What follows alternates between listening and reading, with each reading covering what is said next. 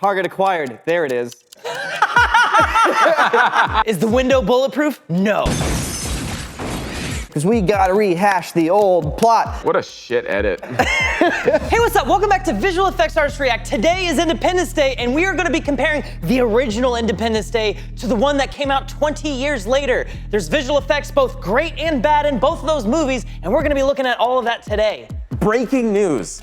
It is the same! It's the same one. It's the same! Oh Has anyone ever noticed this? No. Because this is box, it's like A VFX Artists React exclusive discovery found something in this film that no one else has ever seen.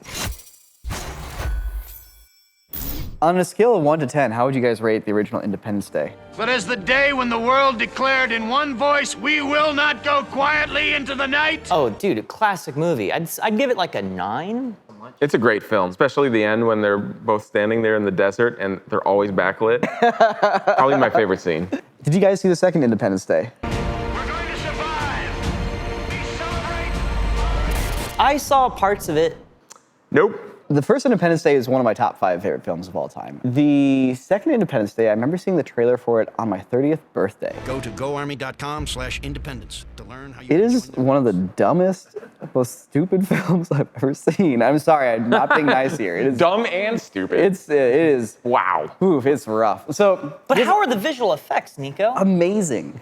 They're incredible. The VFX in the movie are awesome. So I put together a little mashup here. First, it's a lot of the dumb scenes, also with a lot of the great VFX and cutaways to the original Independence Day to do some comparison. So a little scene comparison here from the new Independence Day to the old one.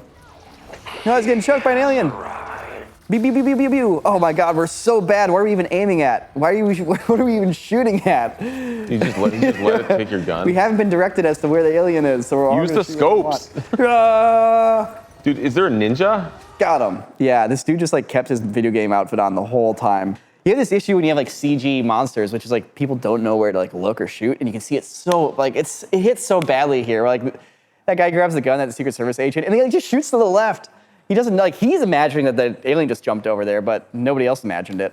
So just trying to The one random shot of the guy walking into the room. Pause. Guy walks into the room.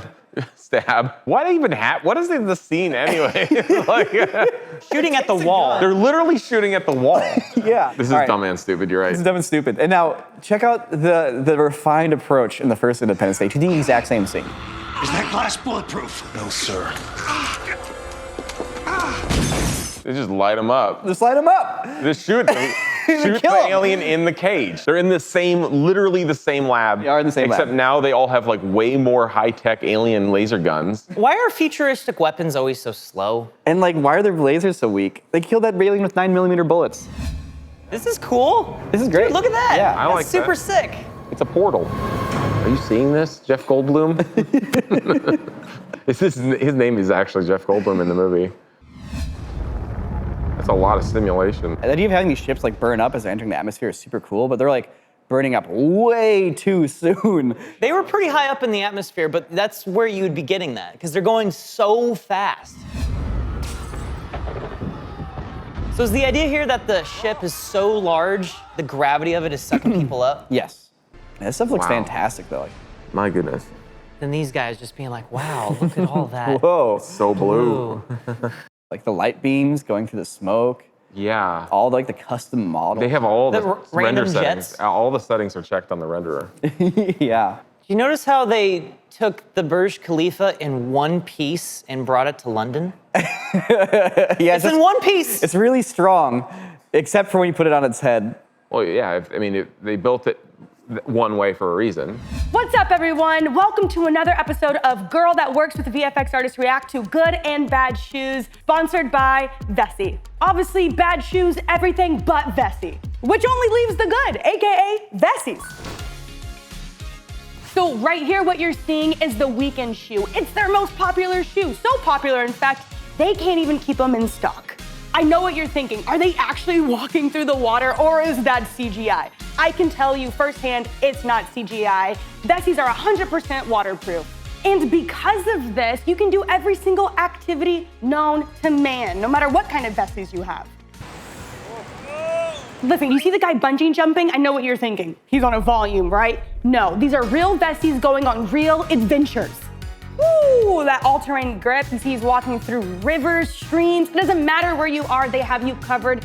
So what is the technology that's making all of this come together and work? Good question. It's called Dymatex material. It's a patent technology that VESSI uses to keep your feet cool in the summer months and warm in the winter months. I know it's crazy. Most people think that this is completely VFX because he's throwing his shoes into the wash machine. But let me tell you, 100% practical. These weekend sneakers are machine washable, meaning you can go run through the mud all day, go home, throw them in the wash, throw them in the dryer, good to go. Woo! How's that for VFX? Versatility, functionality, and excellency. Now, if you want all three of those things, go to VESSI.com/CorridorCrew to get 15% off your first purchase of VESSI. Yes, it is VESSI. I love how they like use a very special like fuel for the fire to give it that kind of fireball effect. Because they're not burning gasoline. This is most likely a powder. Oh, really? You can see the stuff burning because gasoline tends to be white because it's like an aerated liquid. Yeah. But if you look here, gosh, when the Capitol blows I up, love that like that concussion. warbly, like the. See how there's the black patches burning there? It's like a flour. It looks like some sort of powder or resin. Powder, yeah. Yep. Because you'll see how it burns. You're right. It's like super dark and like thick. Like the light won't even penetrate it. Interesting. Why would you want to use that over a liquid? That's what I'm trying to figure out. I mean, it looks sweet, obviously. So the fireball grows, like so that the fireball goes and then keeps burning, like the fuel's on the tip of it, so it keeps burning and catching up to itself, getting that expanding fire blast. Right. Gotcha. That's sick. Dude, Yeah. look at that fire. That looks awesome. What is going on in this movie? You're trying to invade this planet, but your spaceship like kind of ruins the whole dang thing before you even can touch the ground. I guess they were looking for the MacGuffin. Whoa! Wait, just pause. Hold on, are they crashing into the planet on purpose? Yes, those are feet. This is such a detailed shot. It's a giant spaceship the size of like a country or a continent. And the idea is that it's so massive that just everything around it is burning up through the atmosphere. Although it's like, what I'm kind of confused about is that like the thing itself is burning. So does that imply that it's got like ablative armor? Like the armor of the ship itself is literally burning away? Because that's the only way you would get fire like that. It does call into question, like, what happened to the shields? Technically, by definition of it burning like that, it is losing material. There's a lot more that we go into on the extended episode on CorridorDigital.com, so check it out if you're interested. But yeah, moving on. This shot's super cool though. You see how the atmosphere is swooping up all over the ship? Yeah, like you could look at the street lights there in the bottom left-ish. Screen space-wise, it's just kind of crawling across the shot. You could be like, all right, 100 miles, 100 miles, 100 miles, 100 miles, 100 miles. So they're obviously trying to harken back to the original. That's a sick shot, honestly. How would you? There's so much going on here. Yeah. That's such a high-level shot. So you see these shots, and they have all these like smoke elements come in that they're rendering separately. But the thing is, like, if you render your smoke element separately, you have this whole like 3D model that needs to be in the middle of it when you're compositing it. You're right. No, that's a huge problem. If you want to change anything, which is the whole point of compositing, you can't. You're locked into having things be exactly lined up with where they need to go. Did they one-shot these renders? Slap that button and go home, wake up in the morning? What do they say about the ocean? It's deep. There is a technique called deep compositing. And the idea there is that when you have like a pixel in an image, that pixel doesn't just contain two-dimensional color data, it contains color data for different depths of that pixel. So effectively what you could do is you can render out like a fire sim or a smoke sim, you can render out the whole thing with all that depth, and then you can later on in compositing move 3D models in and out of that layer. This is a really good backwards. example of that. So like we see the ship there and it's on top of the smoke that was rendered separately. But then it immediately cuts and now it's actually inside the smoke. Tendrils of the smoke that are closer to camera are actually above it, as opposed to it being treated like one flat layer. And it's this amazing technique and this amazing, like, I guess, invention. The team that invented deep compositing got a technical Oscar for its contribution to the industry. To be able to have a fireball and then be able to put a 3D model into it at any point because each pixel contains depth data along with the colors that you would have at the different depths. It's one of those magic tricks that VFX companies have up their sleeves that like mere mortals don't have too much of. It's also very data hungry. Yeah, I wonder how big a single frame of this would be at like just 1080.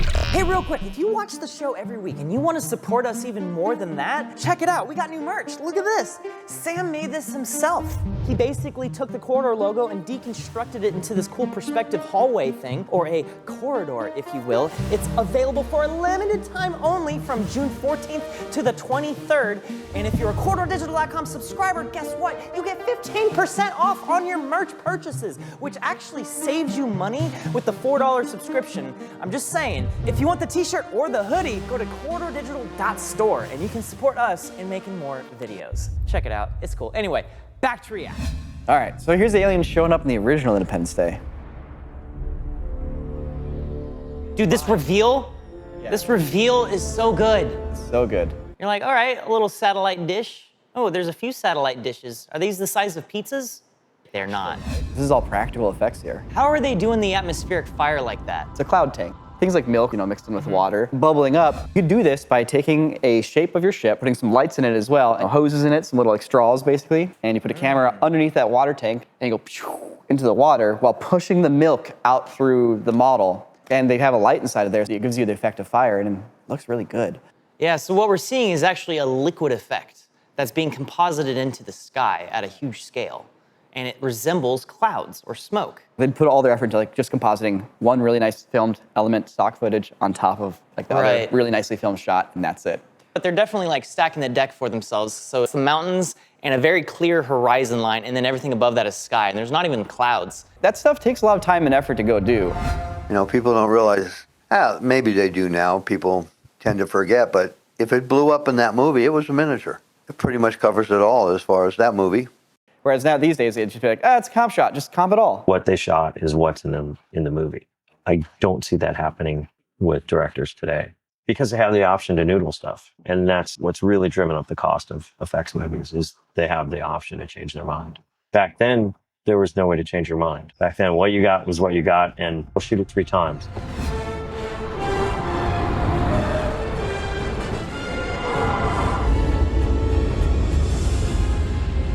How are they doing that reveal though? That's just a cloud tank. And then they bust that saucer through the milk. Probably took them a bunch of tries. So fun fact, if atoms were the size of a tennis ball, red blood cells would be the size of these ships. And again, the haze really emphasizes the sense of scale. So here's Will Smith, probably in like Culver City. But then we're gonna cut to a point of view here. Wren, I want you to guess where this point of view was filmed from. Whoa, is that next to the San Rafael Mountains off of Highway 2, next to the Dragon Spine and the... Yes, yeah it is. We're up Niko, north we can here. see your house from here. We almost can actually. I'm down in the bottom right corner. Altadena is just off screen to the left. Yeah, so where they're standing, like, there's definitely not houses here. Or people. Again, a shot like this, there's like 3 elements to it. You have the entire plate, you have the people in the foreground that are not actually there. A giant spaceship that's also comped into it. It's got some light wrap on it from the top right there. More so just like, I guess like a bloom or something. I don't know if it'd be light wrap. Look at all those planes all those now. jets. Flying way too close to the mothership. Target acquired. There it is. And he literally says, there it is, by the way. There it is. It's like, when someone's like wrapping your birthday present in a room and you walk through the room and you're like, okay, I won't look. And then you do take one little peek. Target acquired.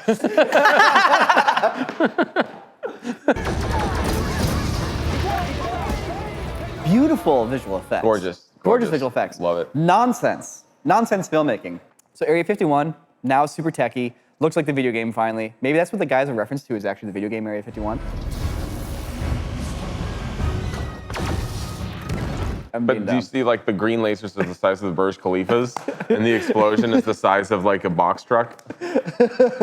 I see that. I finally understand. The reason this is all happening is because the alien guns don't hit their targets. Everyone's missing. The aliens are missing. The humans are missing. No one can hit anything. All right, so now we're gonna take a look at the original Independence Day's Area 51 swarm.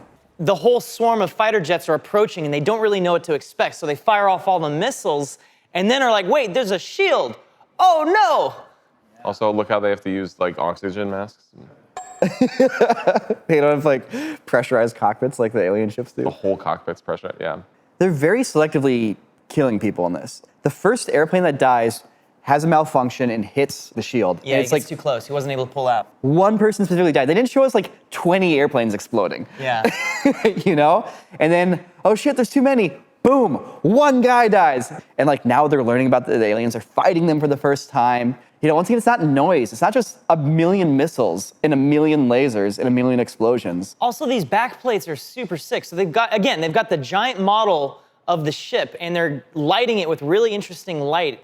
And they're just getting this camera move swooping down slowly up and It's over so it. good. I don't know if they're doing a sky replacement on the background, but they're definitely just comping in CG airplanes over the top of it. No, those are all models, my friend. Are they? Those No. are models. Every single one of them? Most of what you're seeing that's like detailed, So they're doing the Star Wars approach. they're doing the Star Wars approach. Also, notice how it's like there's plenty of jets. There's hundreds of jets out there flying, but we're focusing on just a single squadron of them. So that when we see this graphic of the jets actually going red on the display, you feel more of a sense of like, oh man, danger. Yeah, and like you see the president like stressing out about it. Get him out of there! Yeah, like everything has weight. Every shot has a purpose. And like, man, these backgrounds, all this miniature work, you can't just throw together some like 3D models. Like you have to build everything. You have to decide your shots. Push it, we gotta go, gotta go. Come on and get me, come and get me. So once again, where are they getting these shots of the Grand Canyon? You know, it's like you gotta take an airplane and fly it through there. Then you have these shots, which are not from an airplane. It's from somebody building a miniature Grand Canyon.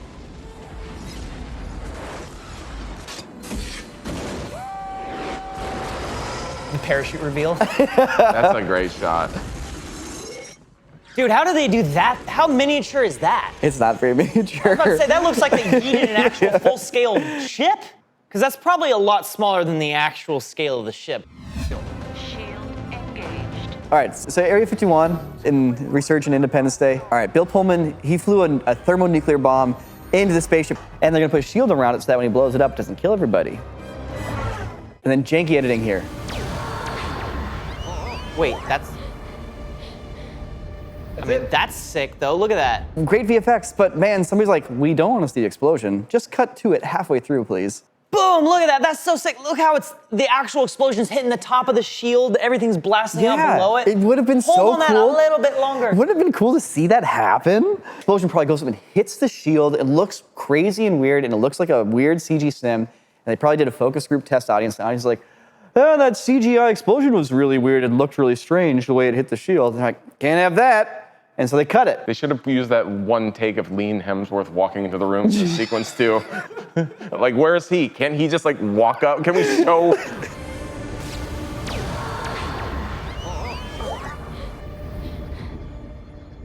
Like, where is everyone in the whole world during that explosion? Ugh. We did it, yes. Yay, It's cheering down. again. Except,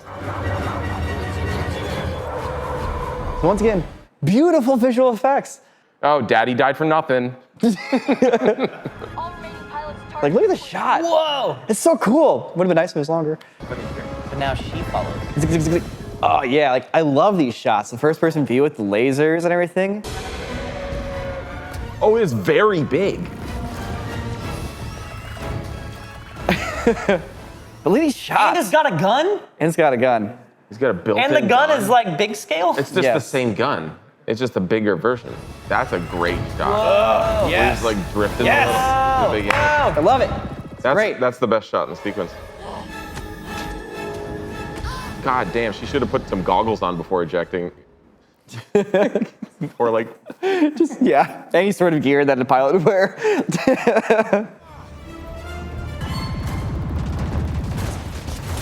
so sick. These shots are great. Go for it back, right where the tentacles are. That's your weak spot. Go to the back, right where her tentacles are. That's her weak point. The weak point. Target acquire that shit. Yeah, where's her target acquiring?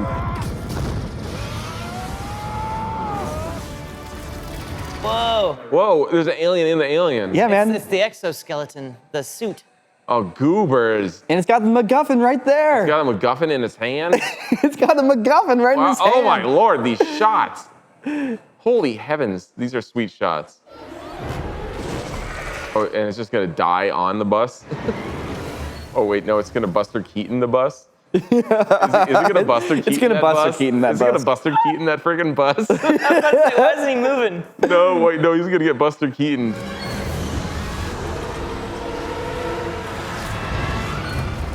Well, basically Buster Keaton. Yeah.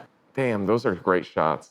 Great shots, but just nonsense. Too many damn characters. That was the whole point of stabbing the alien earlier in the back, is it gives them all the information they need to take out the final boss. Damn, oh my You god. just shoot him in the back? They're headed straight for us. All right, so Area 51 in the original getting attacked. Once again, like, way more humanity in these shots, in my opinion. Like, it's people around explosions, and you're like watching these dudes like huddle for their lives. And it's not just like CGI we're watching. Whoa. Oh, this is fun. Like, there's a bunch of like great comp work right there, comping all that stuff behind them. Like, it's still visual effects, but like, it just feels so much more like human-based. Primitive missile effects there, but like, it still works. Everything moves nicely, and everything tells a story. You know, you have a set budget, they want something, and you do it, and it looks great. You've tested it, you know what you're doing, you use the right people to get the job done, and you know how big to build something. I should say, you know how small you can make something and still have it look good. Just these shots, like all the bits. It's a lot to look Yeah, at. it's a lovely That green glow. glow. And they give you enough time to really take in the shot. Armed and ready, sir. I'm packing. I told you I wouldn't let Don't worry, you Mr. down. President, I got a missile. Bzz, bzz. Oh no, the little thingies not working. That's good, that's good. So, okay, this explosion right there, god dang, So nice. how do they do that? This almost looks like just a super sick render with the composition and the color and the light. At the beginning of the shot, it kind of looked like it was just like an explosion that was comped in, and then explosions kind of like blowing out of the side of the thing. But you actually see the framework illuminate from the inside with fire. It almost looks like it's the Empire State Building model that they used from the other shots right there. So that structure, Oh, I wonder if they're just reusing that clip from the Empire State that Building. might be the Empire State Building. Like the same element, and they're just using it upside down here and Yeah, 'cause- revealing it onto the ship. Because it has that triangular, like, pointy tip, and not that weird, like, bulbous tip that it had. We'll have to check it out because it has the jettisons coming out the side.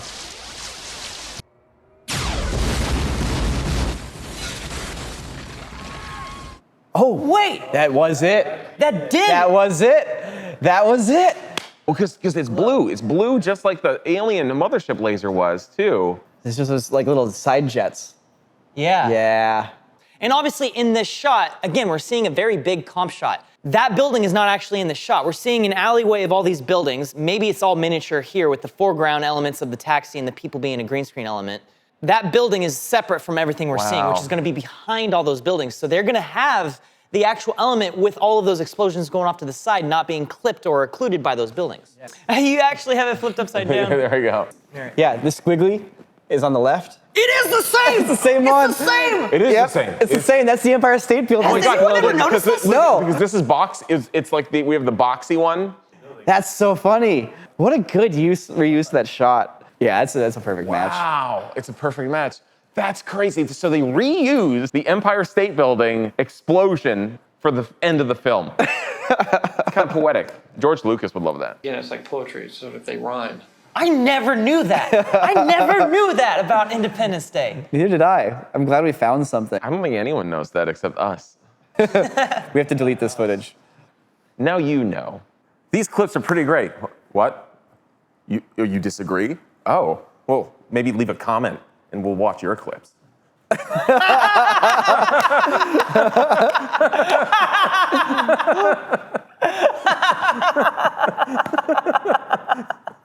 All right, bye-bye. Thanks for watching, everyone. See you next week.